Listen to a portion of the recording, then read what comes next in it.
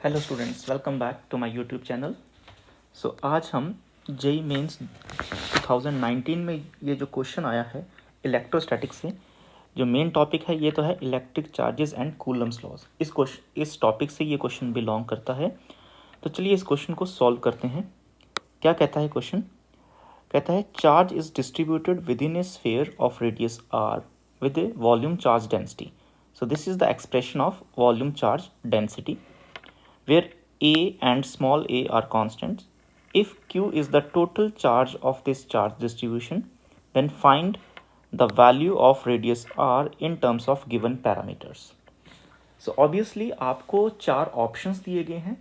Options मैंने यहाँ नहीं लिखे हैं, लेकिन जो आंसर है वो इन्हीं गिवन पैरामीटर्स में होगा। सो हमें रेडियस कैलकुलेट करना है in terms of charge Q। चलिए कैलकुलेट करते हैं। तो आप देख सकते हो कि हमारे पास ये एक चार्ज डेंसिटी है, वॉल्यूम चार्ज डेंसिटी है, राइट। और ये जो वॉल्यूम चार्ज डेंसिटी है ये वेरिएबल क्वांटिटी है, यहाँ पर रेडियस के साथ साथ चेंज हो रही है, राइट। सो इसलिए हमें यहाँ पर कुछ इंटीग्रेशन से इस क्वेश्चन को सॉल्व करना पड़ेगा। सबसे पहले तो हम देखते हैं कि इसका रिलेशन क्या होता है चार्ज डेंसिटी का वॉल्यूम के साथ। सो उसके लिए हमें पता है जो डेंसिटी होती है, डेंसिटी इज इक्वल टू, आप ऐसा लिखते हैं D Q upon D V. So यहाँ से हम लिख सकते हैं rho D V equals to D Q, right. और फिर इंटीग्रेशन की हेल्प से हम इस क्वेश्चन को इस एक्सप्रेशन से सॉल्व करेंगे। तो देखो हमारे पास आ गया integration of small charge is equal to integration of density and rho V. इस एक्सप्रेशन को यूज़ करेंगे। अब इस एक्सप्रेशन को यूज़ करने के लिए मुझे डी का पता होना बहुत ज़रूरी है। अब देखो बेटा, जो स्फीयर होता है उसका जो वॉल्यूम होता है वो लिखते हैं हम 4/3 पाई आर क्यूब इस तरह से। सो डी जो लिखा जाएगा D upon D R that is equals to 4/3 pi. अब इसका डिफ्रेंसिएशन हो रहा है तो लिखेंगे 3r² इस तरह से। 3 से 3 कैंसिल हो जाएगा। सो आपके पास जो डी का रिजल्ट आएगा दैट इज 4πr² dr। सो इस एक्सप्रेशन को, इस डी की वैल्यू को हम यूज़ करेंगे, ओके। इस डी की वैल्यू को हम यहाँ पर सब्स्टिट्यूट करेंगे, यहाँ पर, ओके। तो मैं कोशिश करता हूँ आपको एरो से दिखाने की कि यहाँ पर हम वैल्यू को प्लग करेंगे, डी की वैल्यू को। चलिए आगे बढ़ते हैं। अब जब मैं इंटीग्रेशन का, स्मॉल चार्ज की इंटीग्रेशन करता हूँ तो मेरे पास टोटल चार्ज आ गया। अब टोटल चार्ज तो आ गया, लेकिन दूसरी तरफ मेरे पास डेंसिटी का फॉर्मूला है, तो वो मैं लिखूँगा। वो क्या है? ए अपॉन रेडियस स्क्वायर, ये एक्सप्रेशन दिया हुआ है e की power -2r divided by a, और dv लिखूँगा मैं 4πr² एंड dr इस तरह से। अब इस एक्सप्रेशन से ये जो r है और ये जो r² है ये कैंसिल हो जाते हैं। बाकी कुछ कांस्टेंट टर्म्स हैं, उन कांस्टेंट टर्म्स को मैं इंटीग्रेशन से बाहर लिख सकता हूँ। So charge can be written as constant terms a है मेरे पास, उसके बाद 4π मेरे पास कांस्टेंट टर्म्स हैं, इनको मैंने बाहर लिख दिया। इंटीग्रेशन किसका होगा?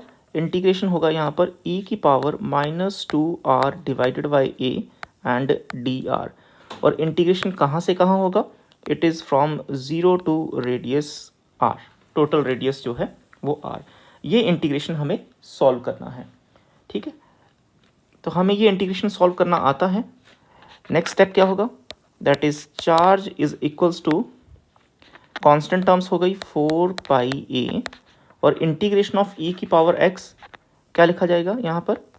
e की पावर एज इट इज़, जो x की जगह यहाँ पर वैल्यूज़ हैं, और डिवाइडेड बाय डिफ्रेंसिएशन होगी डिनोमिनेटर में। डिफ्रेंसिएशन किस चीज़ की? -2r अपॉन a, इस चीज़ की डिफ्रेंसिएशन होगी, और डी आर, इस तरह से।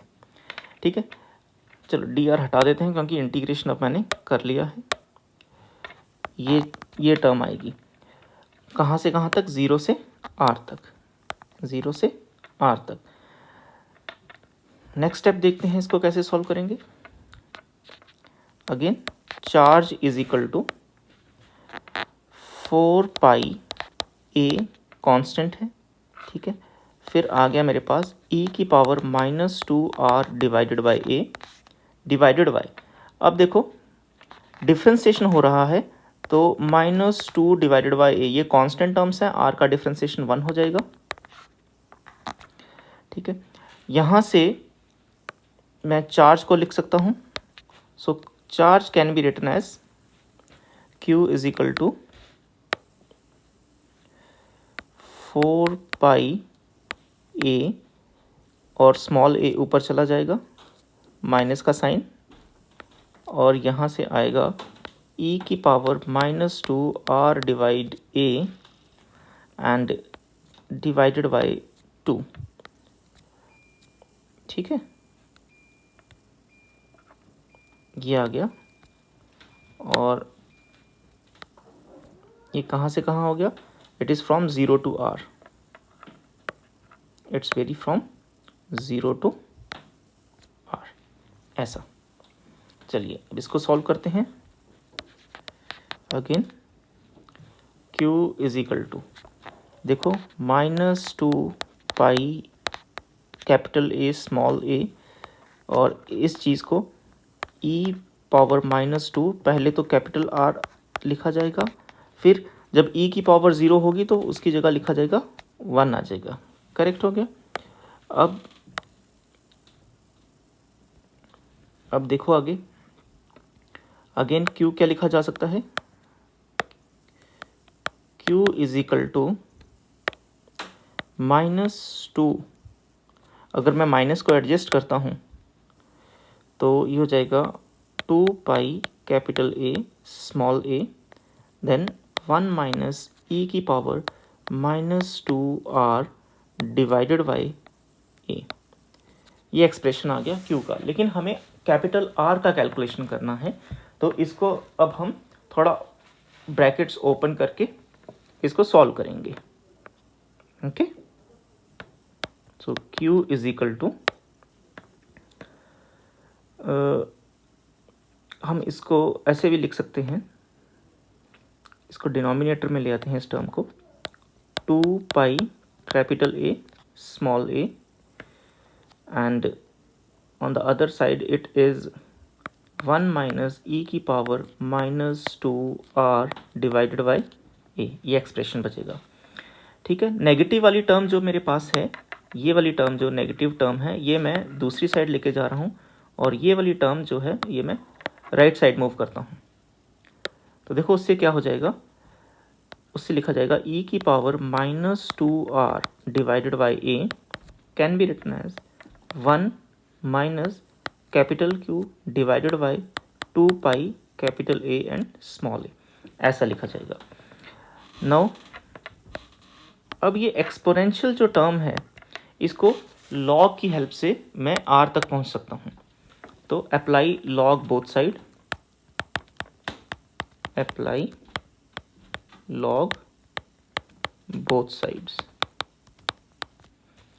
तो जब आप लॉग अप्लाई करोगे तो ये आ जाएगा -2r divided by a is equals to log of 1 minus q divide 2 pi a divide a, इस तरह का एक्सप्रेशन आएगा आपके पास। अब देखो हमें r तक पहुंचना है, तो r किसके बराबर हो जाएगा, r is equal to negative something like this, log of 1 minus q divide 2 pi a upon a। अब ये जो नेगेटिव टर्म है मेरे पास ब्रैकेट के बाहर, इस नेगेटिव को अगर मैं ब्रैकेट के अंदर लेके जाऊं तो फिर लॉग की यहाँ पर प्रॉपर्टी आप यूज़ कर सकते हो। तो जो फाइनल रिजल्ट मेरे पास आने वाला है, फाइनल रिजल्ट क्या दिखेगा आपको, r is equal to small a divided by 2 log of then bracket 1 upon the whole quantity inside the bracket, that is 1 minus, ये लॉ की प्रॉपर्टी यहाँ पर हमने अप्लाई कर दी है. Okay, so this is the final answer of this problem. ये जो है ये आपके सामने फाइनल आंसर होगा. This is the answer of this problem. ठीक है, ये लेंथी क्वेश्चन है थोड़ा सा, बट जेईई मेंस में पूछा जा सकता है. नेक्स्ट लेक्चर में मैं नेक्स्ट क्वेश्चन लेके आऊँगा आपके लिए. अगर आप फर्स्ट टाइम विजिट किए हैं तो प्लीज़ मेरे चैनल को सब्सक्राइब ज़रूर करिएगा. Wish you all the best. Bye bye.